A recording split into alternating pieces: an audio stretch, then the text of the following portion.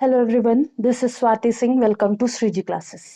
Chemical kinetics में जो class 12th का थर्ड चैप्टर है, हम लोगों ने बहुत सारी चीजें कर ली थी और अभी बहुत सारी चीजें बाकी हैं। ठीक है, तो इस क्लास में आज हम स्यूडो ऑर्डर रिएक्शन की बात करेंगे। ऐसा ऑर्डर ऑफ रिएक्शन या फिर कह सकते हैं ऐसी रिएक्शन जिसमें हम लोग सॉल्वेंट एक्सेस में यूज कर लेते हैं। ठीक है, सॉल्वेंट एक्सेस में यूज करते हैं तो जो एक्चुअल में वो रिएक्शन होती है वो सेकेंड ऑर्डर होती है, लेकिन due to excess of solvent, quantity of solvent की जो एक्सेस हो गई है उसकी वजह से हम उसको फर्स्ट ऑर्डर रिएक्शन बोलते हैं। ठीक है, तो इसको हम नाम देंगे pseudo order reaction.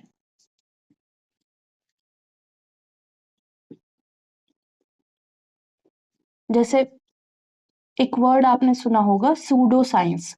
Pseudo science क्या होती है? साइंस के कुछ टर्म्स यूज करे जाते हैं, साइंस के कुछ वर्ड्स यूज करे जाते हैं और विदाउट एनी उसका एक्चुअल बेस लोग जो है अपनी थ्योरीज देने लगते हैं, या फिर कह सकते हैं 50% उन्हें पता होता है और 50% उसमें कुछ ना कुछ झोलमोल करके वो बता देते हैं कि ऐसा होगा वैसा होगा। जैसे कहते हैं सुबह जो उठ के जल देते हैं सूरज को। ठीक है, सूरज को जब जल देते हैं तो बिल्कुल सुबह सुबह वाला जब तो ऐसे जल दे रहे होते हैं तो वो जो धार, जल की धार गिरती है और सूरज की जो रोशनी होती है वो लाइट को चीरते हुए जब पानी ऐसे डालते हैं तो जो लाइट है उस पानी को चीरते हुए हमारी तरफ आती है। ठीक है, तो वो जो एक तरह से स्पेक्ट्रम क्रिएट करता है, स्पेक्ट्रम या फिर कह सकते हैं प्रिज्म क्रिएट करता है। प्रिज्म की वजह से उसमें जो लाइट है, कलर्ड लाइट हमको दिखेगी, या फिर जो भी है, तो उसका बहुत अच्छा सा उसको घुमा फिरा के चीजें बताई जाती हैं कि वो लाइट जो है बहुत इफेक्ट करेगी तो सुबह उठ के जल चढ़ा दो। मतलब ऐसा कुछ नहीं है कि कह दें कि मतलब जो भगवान को मानते हैं, हम भी मानते हैं, तो ऐसा नहीं है कि उस बात को वो सीधे बोले कि सुबह जल चढ़ाना चाहिए। बस नॉर्मल सी बात भगवान को, सूर्य भगवान को, मतलब अपनी तरफ से एक कह सकते हैं हम अपनी तरफ से उनको थैंक बोलना चाहते हैं तो जल चढ़ा के बोलते हैं, या फिर किसी तरह से भी बोल सकते हैं, लेकिन उसमें कुछ साइंस जोड़ देते हैं और वो साइंस सही है गलत है उसका कोई मतलब नहीं। ठीक है, वो पता नहीं क्या घुमा फिरा के बताएंगे कि ये हो जाएगा वो हो जाएगा, ऐसे चीजें बोलते हैं। तो ऐसे ही सूडो ऑर्डर रिएक्शन मतलब एक्चुअली वो होता कुछ और है और हमें बताया कुछ जाता है। ठीक है, हम जैसे भगवान को फूल चढ़ाते हैं या फिर कुछ भी कहते हैं हम, भगवान छोड़ देते हैं, हम ऐसे कोई पर्सन है उसको ग्रेटिट्यूड अपना देते हैं, या फिर कह सकते हैं ग्रीट करते हैं उसको, good morning, good evening, good noon, ऐसे। और अगर उसका प्रॉपर मीनिंग हम ना बताएं बच्चों को कि अ, ऐसे विश क्यों करना है या नहीं करना है, तो वो विश नहीं करेंगे, या फिर ये धीरे धीरे चीजें हैं जो वो कम होती चली जाएंगी टू यंगर जो जनरेशन है जो उन पे। ठीक है, तो प्रॉपर मीनिंग बताना जरूरी होता है हर चीज का, तभी वो आगे तक जाती है। ठीक है, बिना रीजन के आप कुछ भी ऐसे बता दो, साइंस या सूडो साइंस बता के, और फिर लोगों को बरगला सकते हो। जब उनको एक्चुअल मीनिंग उसका पता चलेगा तो वो कहेंगे कि अरे ये तो पागल ही बना दिया हम लोगों को। ठीक है, तो वैसे ही यहाँ पे सूडो ऑर्डर रिएक्शन है वन व्हेन, जब ऐसा हो रहा होगा जो कोई भी हायर ऑर्डर रिएक्शन है, when any higher order reaction is studied. मतलब कोई हायर ऑर्डर रिएक्शन हम स्टडी कर रहे हैं। ठीक है, उसको स्टडी करने में क्या हुआ, when any higher order reaction is studies as lower lower order reaction. ठीक है, अब हमने ये कह दिया कि कोई हायर ऑर्डर रिएक्शन है उसको एज लोअर ऑर्डर रिएक्शन हम ट्रीट करते हैं या फिर बोलते हैं, बाय यूजिंग some approximation,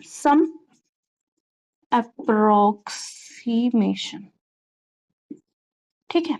तो हमने केवल इतना बताया कि when higher order reaction is studied as lower order reaction, बस इतना हमने बताया। ये वाला टर्म हमने हाइड कर लिया, ये बताया ही नहीं। तो हमेशा दिमाग में एक डाउट रहेगा, ऐसा करते क्यों है? हमने कुछ अप्रोक्सीमेशंस लिए हैं उसकी वजह से, ठीक है। अगर हम किसी व्यक्ति को आइडियल मान रहे हैं या किसी चीज को आइडियल मान रहे हैं, तो हम एक आधार, एक बेस बनाते हैं कि इसके रिस्पेक्ट में इसको हमने आइडियल माना है। वैसे ही यहाँ पे कोई रिएक्शन है, वो एक्चुअल में हायर ऑर्डर रिएक्शन है, लेकिन हमने उसको लो ऑर्डर रिएक्शन मान लिया है, और वहां पे हमने कुछ अप्रोक्सीमेशन लिए हैं, ठीक है। By using some approximation is known as pseudo order reaction, is called as pseudo order reaction। मतलब हमने माना कुछ था और एक्चुअल में वो है कुछ, तो हमने कुछ एग्जम्पशन लिए, उसकी वजह से हमने हायर ऑर्डर को लोअर ऑर्डर मान लिया। अब ऐसा रिएक्शन क्या होगा, जैसे हमने ईस्टर को वाटर के साथ ले लेते हैं, ईस्टर और एक्सेस ऑफ वाटर ले लेंगे, तो हमें क्या मिलेगा? तो हमें मिलेगा एसिड मिलेगा, एसिड मिलेगा, साथ में अल्कोहल मिलेगा। वो वाला जरूरी नहीं है पीने वाला अल्कोहल मिले, और जरूरी भी नहीं है कि ना मिले, ठीक है।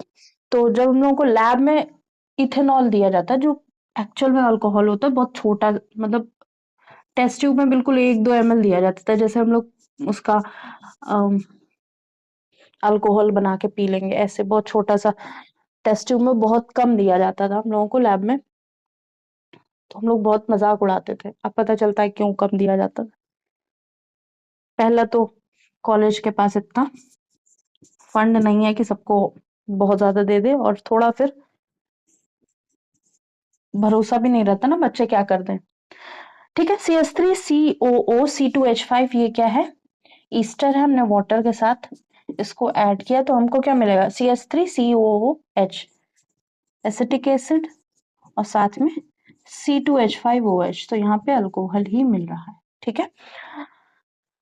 तो यहाँ पे जब रेट लिखेंगे, तो ये तो हमने इक्वेशन लिख ली, जब हम इस रिएक्शन का रेट लिखेंगे, तो हमने क्या किया है, रेट इज इक्वल टू, साथ में हम लोगों ने एसिडिक मीडियम लिया है, ठीक है।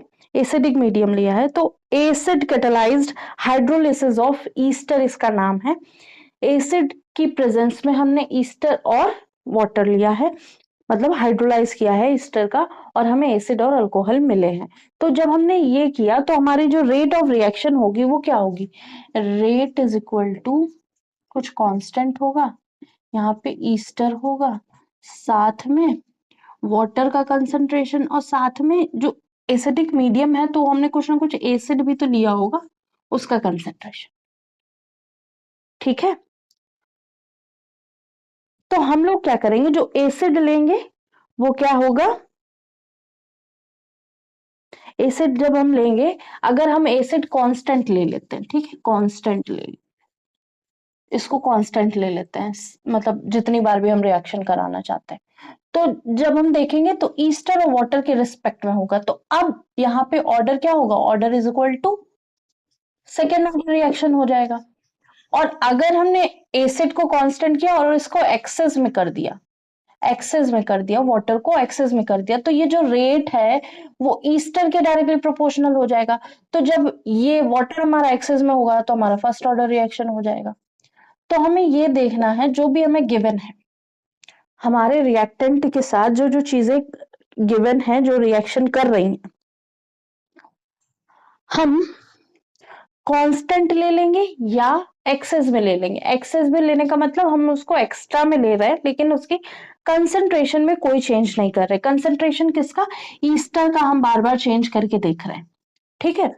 तो इस तरह से अगर 3 चीजें दी हैं, एक ये, ये 3 चीजें दी हैं, तो वैसे तो थर्ड ऑर्डर रिएक्शन हमें दिख रहा है, ठीक है, लेकिन अगर हमने एसिड को कांस्टेंट कर दिया तो हम सेकेंड ऑर्डर रिएक्शन लिखेंगे। अगर हमने वाटर को एक्सेस कर दिया लेकिन उसकी कंसेंट्रेशन बढ़ा घटा नहीं रहे हैं, तब हम क्या करेंगे, इसका ऑर्डर ऑफ द रिएक्शन वो होगी फर्स्ट होगी, ठीक है। तो इस तरह से हम सूडो ऑर्डर रिएक्शन इसको बोलते हैं, अगर हमने एसिड को कांस्टेंट ले लिया है। मतलब अप्रोक्सीमेशन है, ये जो अप्रोक्सीमेशन वर्ड यूज किया गया वो ऐसे ही कि हमने H प्लस को क्या लिया है, कांस्टेंट ले लिया है। तो इसके रिस्पेक्ट में हम बात करेंगे तो के ईस्टर और वाटर, इसके रेट इसके बराबर होगा constant into concentration of Easter and water. तो हमारी रिएक्शन जो हो जाएगी सेकेंड ऑर्डर रिएक्शन हो जाएगी। लेकिन जैसे ही हम इसको एक्सेस में कर देंगे तो हमारी रिएक्शन मतलब H प्लस जो है वो कांस्टेंट है, उसको अलग कर दिया, ठीक है। फिर H2O को हमने एक्सेस लिया लेकिन उसकी कंसेंट्रेशन में कोई चेंज नहीं कर रहे हैं, ठीक है। तो हमारी ऑर्डर जो होगी वो स्यूडो फर्स्ट ऑर्डर रिएक्शन होगी। तो हमारी रिएक्शन फर्स्ट ऑर्डर भी हो सकती है, सेकंड भी हो सकती है, थर्ड भी हो सकती है, लेकिन उसके जो सॉल्वेंट है या फिर कह सकते हैं जो रिएजेंट साथ में हम यूज कर रहे हैं, एसिडिक मीडियम है, बेसिक मीडियम है, जो इस तरह की चीजें हम साथ में लेते हैं तो उनका भी असर पड़ता है रिएक्शन पे। और उनको अगर हम कांस्टेंट कर देंगे, उनको एक्सेस में ले रहे हैं लेकिन कंसंट्रेशन चेंज नहीं करेंगे, तो जिसका कंसंट्रेशन चेंज कर रहे हैं उसके रिस्पेक्ट में हम ऑर्डर ऑफ द रिएक्शन देखेंगे। और ऑर्डर ऑफ द रिएक्शन ऐसी रिएक्शन में उसको कहेंगे सूडो ऑर्डर रिएक्शन। तो सूडो ऑर्डर रिएक्शन एक तरह से किसी भी एक रिएजेंट या एक रिएक्टेंट या दो रिएक्टेंट या तीन रिएक्टेंट, उनके रिस्पेक्ट में हम बात कर रहे होते हैं और उनमें से किसी एक को कांस्टेंट कर देते हैं या फिर किसी दो को, या फिर हम कुछ अप्रोक्सीमेशन या एजम्पशन ले रहे होते हैं, ठीक है, कुछ एज्यूम कर रहे होते हैं और जो एजम्पशन हम कर रहे होते हैं उसी के रिस्पेक्ट में हम अपना ऑर्डर ऑफ द रिएक्शन लिखते हैं, ठीक है। तो होप सो ये सूडो ऑर्डर रिएक्शन समझ में आया होगा। तो इसकी जगह हम अगर एक और एग्जांपल लेना चाहें तो हम ऐसे कह सकते हैं कि जैसे हमने ईस्टर लिया, ईस्टर के साथ हमने बहुत सारा वाटर ले लिया, ठीक है। अब जब हमने ईस्टर के साथ बहुत सारा वाटर ले लिया तो हम ईस्टर के रिस्पेक्ट में ही बात करेंगे, ठीक है, ईस्टर के रिस्पेक्ट में ही बात करेंगे। तो हमारी जो order of the reaction actual में होगी वो ईस्टर और वाटर के रिस्पेक्ट में हम सेकेंड ऑर्डर रिएक्शन लिखेंगे, लेकिन हमने इसको अप्रोक्सीमेट कर लिया है या फिर कह सकते हैं इसको एज्यूम कर लिया है एक्सेस में, और हम इसकी कंसेंट्रेशन को कम ज्यादा करके देख रहे हैं, तो इसके रिस्पेक्ट में ये फर्स्ट ऑर्डर रिएक्शन होगी, ठीक है। या फिर जिस तरह की हमारी रिएक्शन होगी उसके हिसाब से, ठीक है। कोफिशिएंट भी तो वर्क करेंगे यहाँ पे, ठीक है। तो होप सो ये रिएक्शन समझ में आई होगी। और अगर इसमें कुछ नया होगा या फिर इससे रिलेटेड कोई क्वेश्चन में कुछ नया होगा तो वो वहां पे उसी जगह एक्सप्लेन करेंगे। तो इसको रब करते हैं और अर्हेनियस इक्वेशन या अर्हेनियस थ्योरी के बारे में बात करते हैं।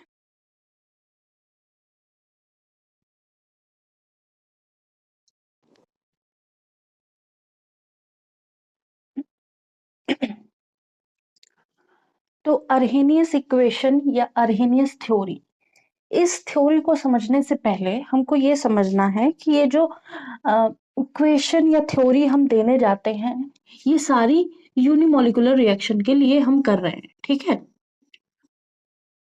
ठीक है। यूनिमोलिकुलर रिएक्शन होगी तभी हम, मतलब जनरली हम यूनिमोलिकुलर रिएक्शन या फिर कह सकते हैं हम एलिमेंट्री रिएक्शन जो वन स्टेप में हो रही हैं उनके लिए कर रहे हैं, और यहाँ पे हम order of the reaction one मान लेते हैं, ठीक है।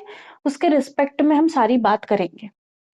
अब हम जब बात करेंगे कि अर्हेनियस इक्वेशन की, तो ये इक्वेशन अर्हेनियस ने दी थी, एक साइंटिस्ट थे उन्होंने दी थी, ठीक है। तो ये बात ध्यान रखनी है। और उन्होंने क्यों ये इक्वेशन दी, पहली बात जो इक्वेशन देने का पर्पस था उनका, वो पहला था कि जो टाइम है, मतलब हम प्रिडिक्ट करें, एक तरह से हम प्रिडिक्ट कर सके अपनी रिएक्शन की स्पीड को। रिएक्शन की स्पीड अगर हम प्रिडिक्ट कर रहे हैं तो हम उससे रिएक्शन की टाइम को प्रिडिक्ट कर सके, ठीक है। या फिर हमें पहले से पता हो कि इतने टाइम में ये रिएक्शन होगी तो हम अब उस रिएक्शन में अप्रोक्स उतना हम समय लेके चले, ठीक है। या फिर कह सकते हैं कि ये जो भी रिएक्शन थी, इससे हम ये भी पता कर सकते हैं कि शेल्फ लाइफ कितनी है। जो हमारा जो भी कंपाउंड हमने लिया है या फिर जो भी सिस्टम हमने बना के रखा है रिएक्शन में, उसमें शेल्फ लाइफ उसकी कितनी होगी, ठीक है। हम उसको कितने दिन तक रख सकते हैं। फूड प्रिजर्वेटिव्स, जैसे फूड प्रिजर्वेटिव्स की बात करते हैं कि हम अगर ब्रेड का एक लोफ लेके आते हैं या फिर कह सकते हैं ब्रेड स्लाइसेस लेके आते हैं, तो उसके ऊपर क्या लिखा होता है, एक एक्सपायरी डेट लिखी होती है। मतलब इससे पहले यूज कर सकते हैं। अब एक्सपायरी डेट किसकी होती है? वो जो मटेरियल हम लोगों ने लिया है उसकी एक्सपायरी डेट।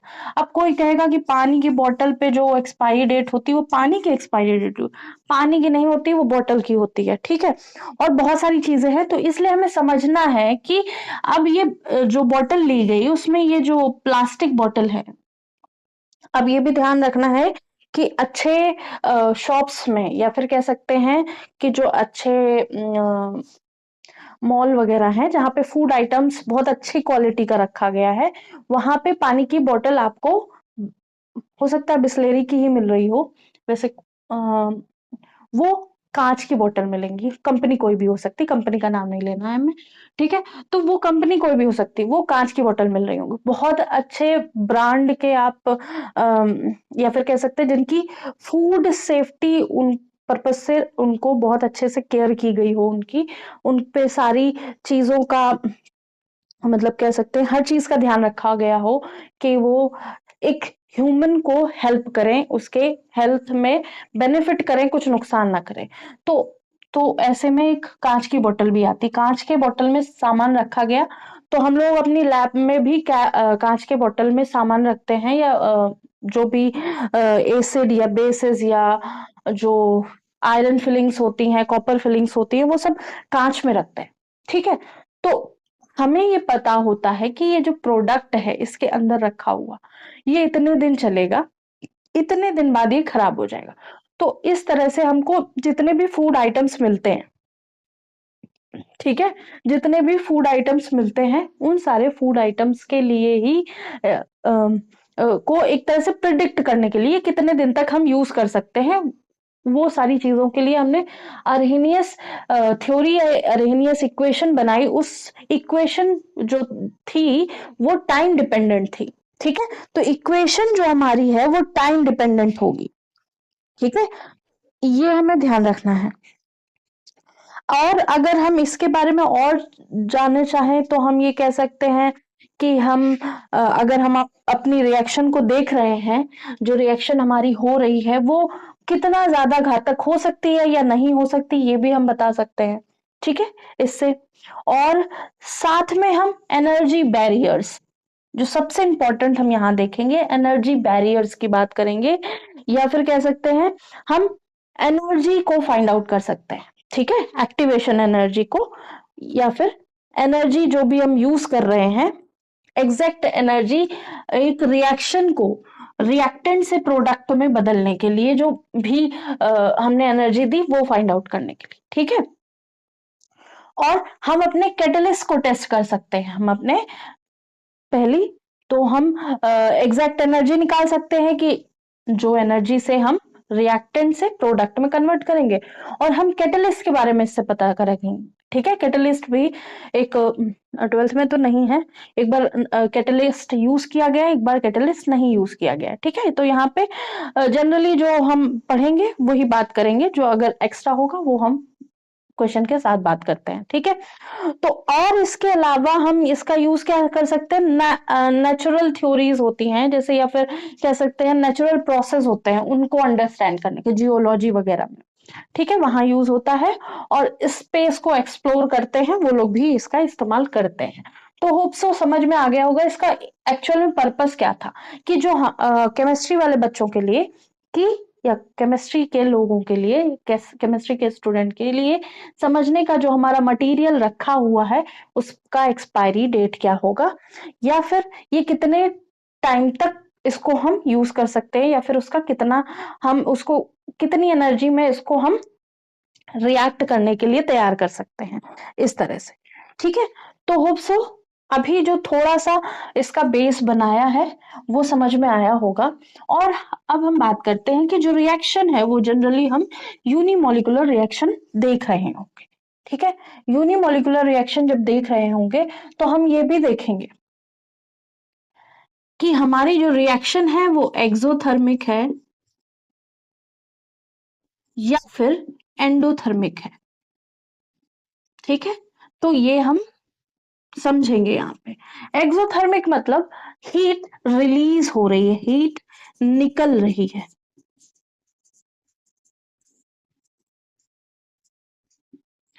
ठीक है, हीट निकल रही है। और एंडोथर्मिक मतलब हम हीट को यूज कर रहे हैं, heat is used in the reaction. Reaction में हम हीट का इस्तेमाल कर रहे हैं, मतलब हम अपनी तरफ से बहुत ज्यादा एनर्जी हीट देने का काम कर रहे हैं। ठीक है, तो इसके रिस्पेक्ट में जब हम ऐसी बातें कर रहे हैं तो हम लोगों ने बहुत सारी और मैकेनिज्म साथ में इसके पढ़ते हैं, लेकिन वो भी है नहीं, तो हम उसको स्किप करके सीधे हम एक्सोथर्मिक और एंडोथर्मिक का जो एनर्जी प्रोफाइल डायग्राम होता है उस पे आते हैं। ठीक है, अब उस एनर्जी डायग्राम में दो डायग्राम बनेंगे। उस एनर्जी डायग्राम में हम ये समझेंगे कि जो रिएक्शन है वो किस तरह से हो रही है, और जब हमने उसमें कुछ कैटलिस्ट मिलाया या उसको कुछ भी नहीं मिलाया तो वो किस तरह से काम करेगी। ठीक है, तो जब हम कोई एनर्जी प्रोफाइल डायग्राम बनाएंगे, एनर्जी प्रोफाइल डायग्राम, ठीक है, थोड़ा सा बड़ा हो सकता है उसके लिए सॉरी, लेकिन समझ में आ जाएगा। ये हमारी एक्सोथर्मिक रिएक्शन के लिए और ये हमारी एंडोथर्मिक रिएक्शन के लिए। यहाँ पे हम सिंपली एक्सो लिख देते हैं, एक्सोथर्मिक, और यहाँ पे एंडोथर्मिक।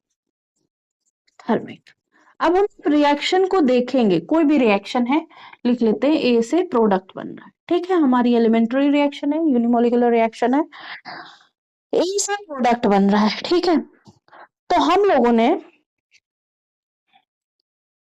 क्या लिया, वाई एक्सिस में एक्टिवेशन एनर्जी ले ली। ठीक है, जो एनर्जी एग्जैक्ट एनर्जी यूज हुई है रिएक्शन में।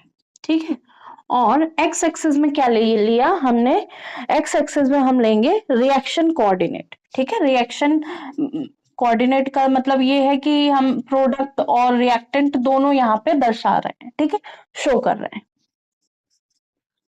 मतलब रिएक्शन के लिए जो जो जरूरी है वो हम इस एक्सेस पे ले सकते हैं। ठीक है, अब हम ये कहना चाहते हैं कि जो हमारा रिएक्टेंट था उसकी एनर्जी यहाँ थी। ठीक है, एनर्जी यहाँ थी, और जैसे ही उसने रिएक्ट किया तो एक इंटरमीडिएट बनाया, और इंटरमीडिएट बनाने के बाद या नहीं भी बनाया उसने प्रोडक्ट बना दिया। मतलब यहाँ पे अकॉर्डिंग टू एनर्जी देखें तो ये जो रिएक्टेंट था उसकी एनर्जी इतनी थी, प्रोडक्ट बनने के बाद उसने स्टेबल और मतलब प्रोडक्ट की जो एनर्जी है ना वो और स्टेबल कंडीशन में पहुंच गई। ठीक है, यहाँ पे इंटरमीडिएट बन रहा होगा या फिर क्या कहते हैं, अरे क्या बोलते हैं, ट्रांजिशन स्टेट। हाँ, ट्रांजिशन स्टेट या इंटरमोलिकुलर स्टेट जो बनती है कि मतलब रिएक्टेंट से प्रोडक्ट में कन्वर्ट होने के बीच में जो बन रहा, ठीक है, उसको क्या नाम दे देते हैं, अगर वो कुछ टाइम के लिए स्टेबल है तो इंटरमीडिएट नाम दे देते हैं, अगर वो स्टेबल नहीं है तो ट्रांजिशन स्टेट नाम देते हैं। ठीक है, तो अब हमने ये देखा कि हमारा रिएक्टेंट प्रोडक्ट में बन गया, रिएक्टेंट प्रोडक्ट में कन्वर्ट हो गया, ये एक स्टेबल कंडीशन है। ठीक है, स्टेबल कंडीशन का मतलब जो रिएक्टेंट की एनर्जी थी, जिस फॉर्म में रिएक्टेंट था उसकी हमने एनर्जी देखी, और जैसे ही प्रोडक्ट बना तब हमने एनर्जी देखी। एनर्जी किसकी देख रहे हैं, मॉलिक्यूल्स की देख रहे हैं। ठीक है, मॉलिक्यूल्स की देख रहे हैं, जो कंटेनर में हमने रिएक्शन कराई एक कंटेनर में, और हमने यहाँ मॉलिक्यूल्स देखे, उनकी एनर्जी देखी। जब वो रिएक्टेंट थे तो उनकी एनर्जी ये थी, और प्रोडक्ट में बनने के बाद उनकी एनर्जी कुछ कम हो गई। ठीक है, एक तरह से हीट का रिलीज हमने यहाँ देखा, हीट का रिलीज देखा, मतलब हमारी रिएक्शन एक्सोथर्मिक है। ठीक है, तो ये बस पूरा समझते जाना है, उसमें और कुछ नहीं है। अब दूसरी एंडोथर्मिक की बात आई तो हमारी रिएक्टेंट जहां थी, जिस एनर्जी पे रिएक्टेंट के मॉलिक्यूल्स थे या पार्टिकल्स थे, ये आर है, और यहां से जो हमारा प्रोडक्ट बना उसकी एनर्जी ज्यादा हो गई। इसको और नीचे कर,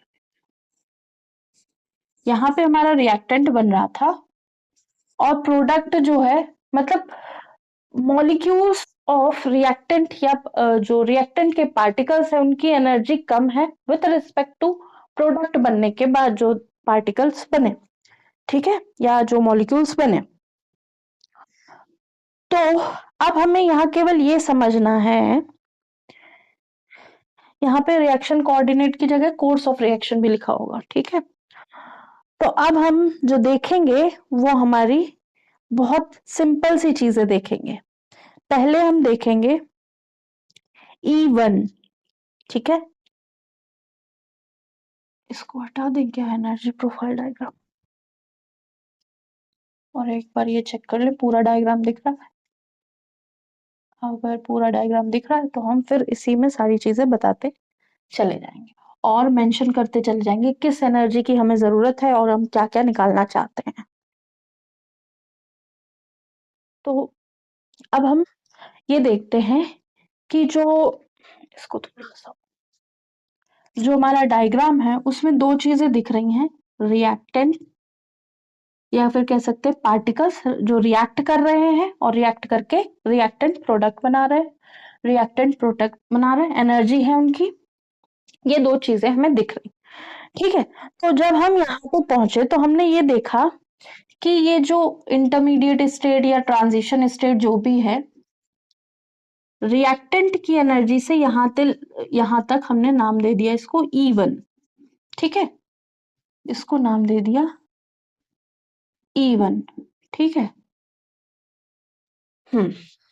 अब सेकंड प्रोडक्ट से लेकर जो ये नाम है, ये जो गैप है एनर्जी का, इसका नाम E2 रख दिया, इसका भी नाम E2 हो गया, ठीक है। दोनों में एक ही चीज होगी इसलिए लेबलिंग एक साथ कर रहे हैं। फिर रिएक्टेंट से प्रोडक्ट का जो गैप होगा उसका नाम E3, रिएक्टेंट से प्रोडक्ट का जो गैप होगा उसका नाम E3, ठीक है। अब इसका नाम दे देंगे E4, मतलब रिएक्टेंट की जो पहले एनर्जी थी बिफोर द रिएक्शन का E4, प्रोडक्ट का E5, इसका नाम E5 रख देते हैं एनर्जी गैप का, इस एनर्जी गैप का नाम E5 रख देते हैं। और एक और एनर्जी होगी ये यहां से यहां तक ओवरऑल, ठीक है, उसको टोटल एनर्जी E6 मान लेते हैं, ठीक है।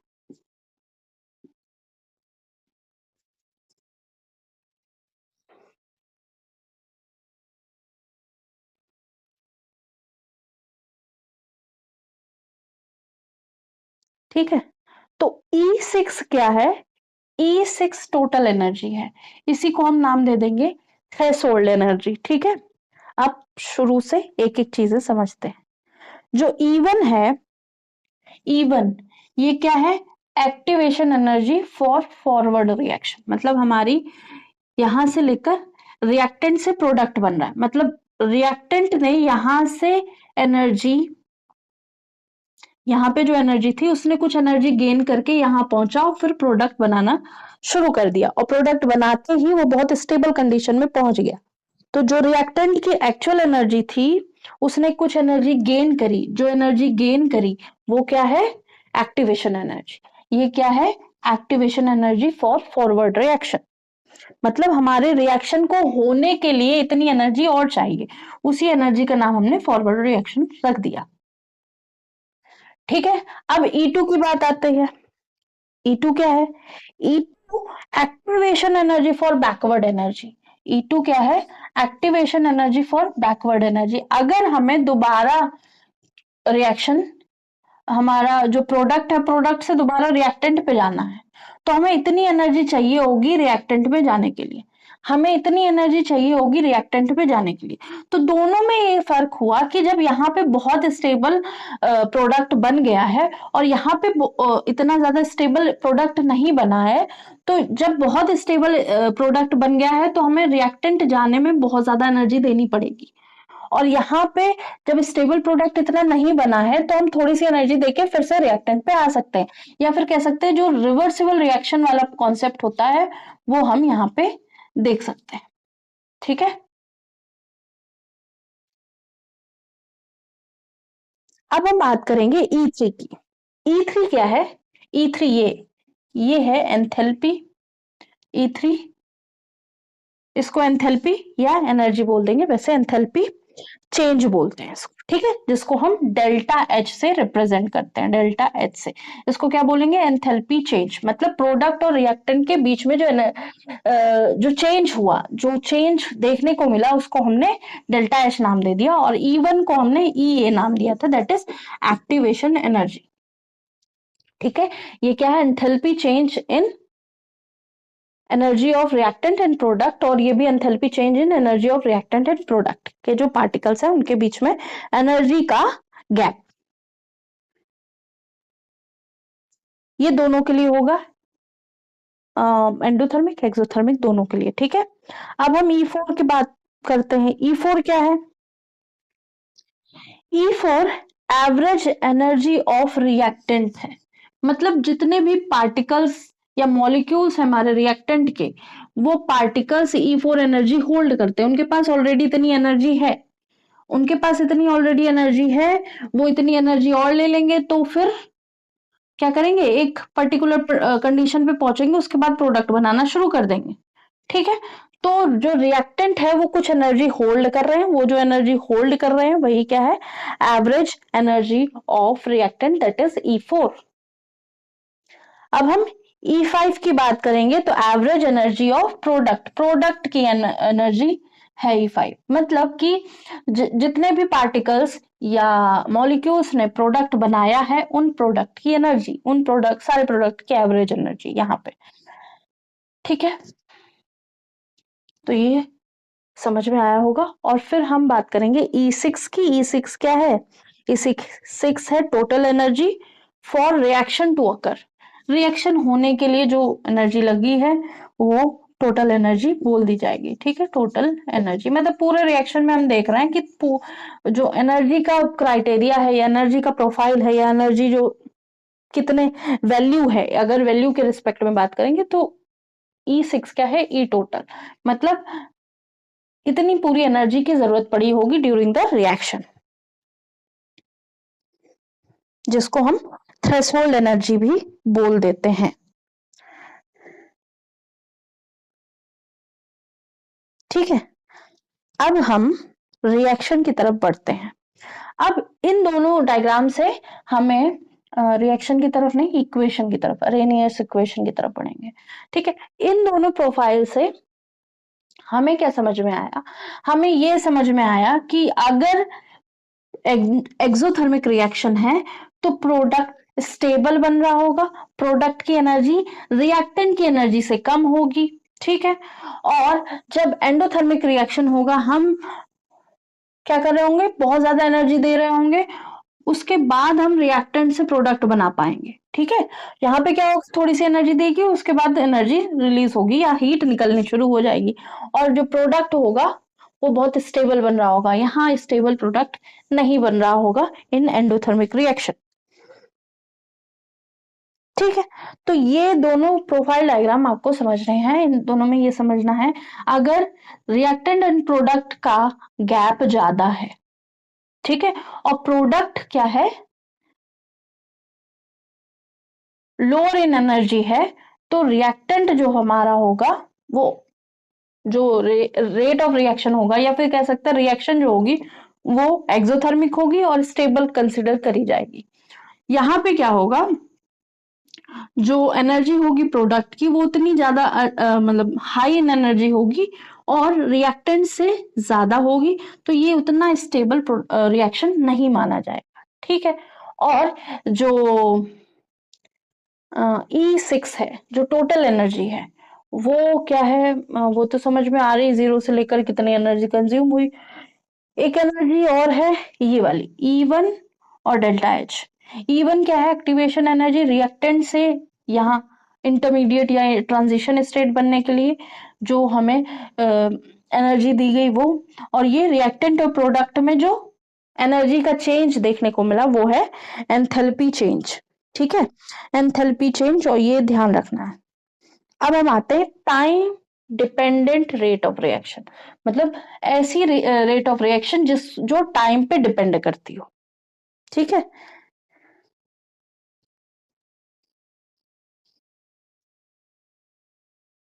तो अब सो इतना नोट कर लिया होगा। नहीं नोट किया होगा तो जो जनरल बातें बोली हैं उसको आप समझ रहे होंगे। तो ये जो भी बात करी वो तो सारी हेल्पफुल है अब समझने के लिए कि जो रिएक्शन है वो टेम्परेचर डिपेंडेंट होगी। ठीक है, जो हमारी रिएक्शन है वो टेम्परेचर डिपेंडेंट होगी, उसको हम कर लेते हैं।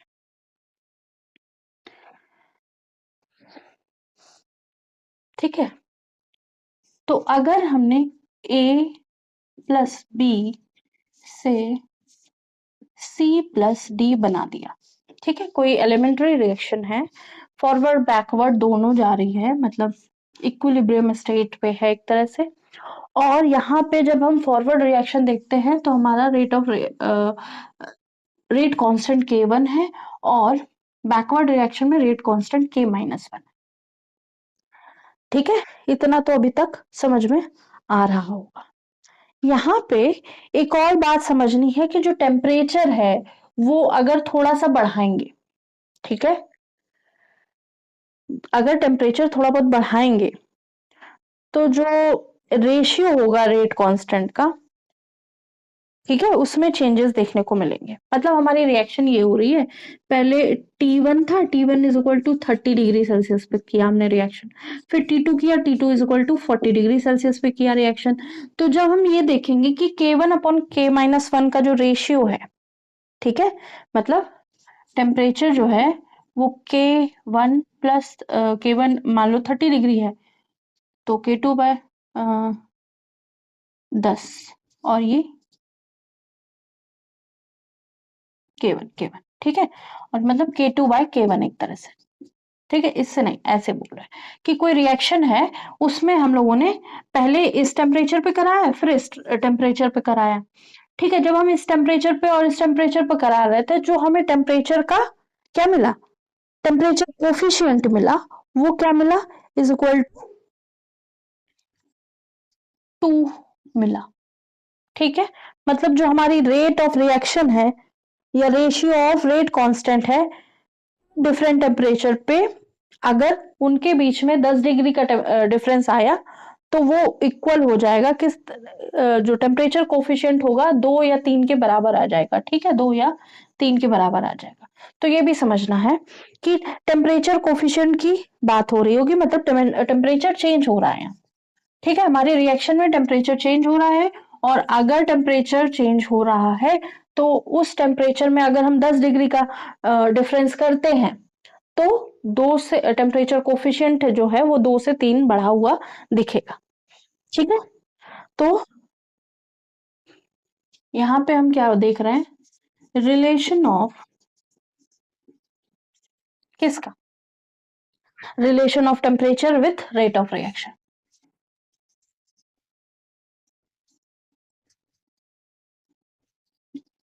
तो अभी तक रेट ऑफ रिएक्शन लिखना आ गया होगा, अगर नहीं आया है तो प्लीज पहले के क्लासेस में जाके देखिए। ठीक है, उसको देखिए कि कैसे रेट ऑफ रिएक्शन लिखेंगे। तो यहाँ पे rate is directly proportional to A to the power n. ठीक है, ए हमारा कोई रिएक्टेंट है, एन इसका ऑर्डर है, रेट ऐसे, और इसका प्रोपोर्शनैलिटी कांस्टेंट हटा के हम एक रेट कांस्टेंट लिख देते हैं ऐसे। ठीक है, तो यहाँ पे जो भी होगा हम एक रिलेशन बनाएंगे, जिस रिलेशन से हम अरहेनियस इक्वेशन निकालेंगे। ठीक है, तो इतना लिख लिया होगा, नहीं लिखा तो लिख लो। तो अब हम इस रिएक्शन पे आते हैं। ए प्लस बी मिलके सी प्लस डी बना रहे हैं, तो हमने क्या लिखा, के इक्विलिब्रियम। के इक्विलिब्रियम मतलब इक्विलिब्रियम कांस्टेंट। इस पूरे रिएक्शन का इक्विलिब्रियम होने के लिए हमने जो रेट का रेशियो लिखा वो क्या लिखा, K1 अपॉन K-1। ठीक है, ये हमारा इक्विलिब्रियम कांस्टेंट है। तो अब हम क्या लिखेंगे, वांट ऑफ इक्वेशन होती है एक, according to Van't of equation. Van't of equation क्या होगी, वांट ऑफ इक्वेशन हमारी होगी d by d T ln d by d T ln, यहाँ पे के इक्विलिब्रियम लिख लेते हैं। ठीक है, K equilibrium is equal to change in enthalpy upon R T square. ठीक है, तो अगर यहाँ पे के इक्विलिब्रियम की जगह केपी लिखा हो तो हम रिएक्शन में प्रेशर का कांस्टेंट ले रहे होंगे। अगर केसी लिखा हो तो हम कंसंट्रेशन के फॉर्म में रिएक्शन कर रहे होंगे। और यहाँ पे जो भी चीजें होंगी हम दोनों को देखते हुए चल रहे हैं। ठीक है, तो ये है Van't of equation, change with respect to time. Change in किस में, ये क्या है, rate constant is equal to change in enthalpy upon R T square. ठीक है, आर क्या है, गैस कांस्टेंट, टी है टेम्परेचर। अब यहाँ पे ये हमने इक्वेशन ली तो हम लोगों ने टेम्परेचर देखा कि ये वाली इक्वेशन पे टेम्परेचर है, d by d T is equal to l n. K equilibrium की जगह हम क्या लिख लेंगे, K1 अपॉन K-1 या फिर K भी लिख सकते हैं। ठीक है, delta H upon R T square. अब इसको थोड़ा थोड़ा मॉडिफाई करना हम शुरू करेंगे। मॉडिफाई करेंगे तो डेल्टा H को हम लोगों ने क्या लिख दिया, डेल्टा E लिख दिया। डेल्टा H को हम लोगों ने डेल्टा E लिख दिया। ठीक है, या फिर कह सकते हैं E2 माइनस E1 लिख देते हैं। E2 माइनस E1 लिख देते हैं ऐसे। चेंज इन एनर्जी तो था delta H, change in energy था, हम लोगों ने देखा था। अब इसको थोड़ा सा इसको ब्रेक करके लिखेंगे, d by d T l n K1 क्या है, फॉरवर्ड रिएक्शन के लिए ln K1 माइनस ln, ये बैकवर्ड रिएक्शन के लिए ln K1 K minus is equal to E2 minus E1 upon R T square. ऐसे लिख सकते हैं, बस इक्वेशन को हमें ब्रेक करना है। तो यहाँ पे ये वाला जो टर्म है, अगर हम ऐसे लिख दें, ये ऐसे, और यहाँ माइनस साइन लगा के डी बाय डी टी ये ऐसे लिख दे, तो ये किसके लिए है, फॉरवर्ड रिएक्शन के लिए, और ये किसके लिए है, बैकवर्ड रिएक्शन के लिए। ठीक है, बैकवर्ड रिएक्शन। अब दोनों में हम क्या करेंगे, और उनको भी ब्रेक करके लिखेंगे, अभी लिखेंगे, इतना नोट कर लीजिए, उसको भी ब्रेक करके लिख लेते हैं। और एक जनरल इक्वेशन अगर हम लिखना चाहें तो वो भी लिख लेंगे, फिर उनको हम इंटीग्रेट करेंगे। ठीक है, तो ये यहां तक लिख लीजिए। अब हम आगे की बात करते हैं। तो इसी इक्वेशन को और हम ब्रेक करके लिखना चाहें तो हम क्या लिख सकते हैं, d by d T l n K1 minus d by d T l n K-1 is equal to E2 upon R T square minus E1 upon R T square. ऐसे लिख सकते हैं, इजीली लिख सकते हैं। ठीक है, उसमें कोई बड़ी बात नहीं है, बस हमको देखना है कि ये कैसे लिखा जा सकता है। तो उस इक्वेशन को हम लोगों ने दो तीन तरह से लिख दिया। अब हम जनरल इक्वेशन लिखते हैं। ठीक है,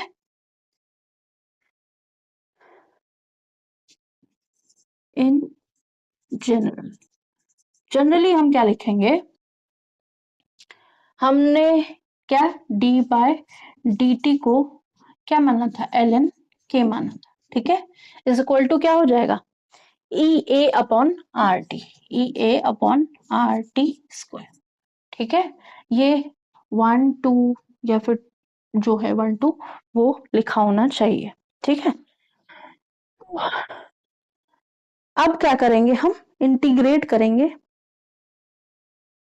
ठीक है, इंटीग्रेट करेंगे, इंटीग्रेट करेंगे दोनों साइड को, ऐसे ऐसे। इंटीग्रेट करने के बाद हमें क्या मिलेगा, ln, टी का इधर टर्म नहीं है तो ठीक है, इसको ऐसे अभी इंटीग्रेट नहीं करते, एक और इक्वेशन बना लेते हैं। टी का इधर कोई टर्म नहीं है तो d l n K is equal to E A upon R T square d T, इधर कर दिया। ठीक है, अब हम इंटीग्रेट करते हैं, अब हम इसको इंटीग्रेट करते हैं ऐसे ऐसे। तो इंटीग्रेट करेंगे तो एल एन के आ जाएगा। ठीक है, एल एन के आ जाएगा, और साथ में जब जिसका टर्म है इसको इंटीग्रेट करेंगे तो माइनस का साइन आ जाएगा। ठीक है, n-1 हो जाता है तो ई ए अपॉन आर टी हो जाएगा, ई ए अपॉन आर टी हो जाएगा। ठीक है, हम्म, अब हम एल एन के को, अगर यहाँ से एल एन हटा देते हैं, अगर हम एल एन को इधर ले जाते हैं तो क्या बन जाएगा, k is equal to E to the power exponential बन जाएगा minus E A upon R T, इसको ऐसे लिख सकते हैं। ठीक है, यही है हमारी अर्हेनियस इक्वेशन,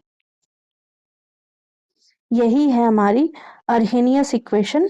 और क्योंकि हमने इसको क्या किया था, इंटीग्रेट किया था, तो यहाँ पे हम कोई कांस्टेंट ले लेते हैं। ठीक है, एक कोई कांस्टेंट ले लेते हैं, यहाँ पे कांस्टेंट लेते हैं, तो कांस्टेंट अगर हमने लिया है, ठीक है, कांस्टेंट हम लोगों ने लिया है, तो उस कांस्टेंट को भी, ठीक है, क्या लिख लेंगे, एल एन ए लिख देंगे, एल एन ए लिख देंगे। ठीक है, और अब हम क्या करेंगे, अब हम इसको थोड़ा सा चेंज करके लिख देंगे, क्योंकि ये तो हमने कर लिया। हमने क्या है कि इंटीग्रेशन में कुछ टर्म्स छूट जाते हैं। ठीक है, जब इंटीग्रेट करते हैं तो हम लोग क्या करते हैं, अगर मैथ्स पढ़ी होगी आप लोगों ने, ग्राफ वगैरह पढ़ा होगा, तो उसमें कुछ थोड़ा थोड़ा पार्ट छूट जाता है, उस पार्ट को छोड़ते नहीं है, उसको एज अ कांस्टेंट कंसिडर कर लेते हैं। ठीक है, तो कांस्टेंट एल एन ए ले दिया हमने पूरा इंटीग्रेट करने के बाद। तो अब हम इसको ऐसे लिख सकते हैं, l n K minus l n A is equal to minus E A upon R T. ठीक है, इसको इंटीग्रेट करेंगे तो क्या होगा, ये constant E A upon R T बाहर हो जाएगा, 1 upon T square d T क्या हो जाएगा, -1 बाय टी हो जाएगा। ठीक है, ये ध्यान रखना। फिर l n K by A is equal to minus E A upon R T लिख सकते हैं, लिख सकते हैं। और अब हम इस पूरे टर्म को, एल एन को क्या करेंगे, इधर करेंगे, तो k by A is equal to क्या हो जाएगा, e to the power minus E A upon R T, ये हो जाएगा। ठीक है, ये हो जाएगा, k is equal to k by A is equal to E to the power minus E A upon R T. तो इसको अब हम और अच्छे से लिख सकते हैं, मतलब ये है कि थोड़ा सा हमें समझना है, बाकी हमें मॉडिफाई करके ही लिखना है, घुमा घुमा के ऐसे वैसे। ठीक है, तो k बाय ए को क्या लिख दिया, k is equal to A E to the power minus E A upon R T. ये हमारी एक्चुअल में अरेनियस इक्वेशन हो गई। ठीक है, ये हमारी अरेनियस इक्वेशन एक्चुअल में हो गई।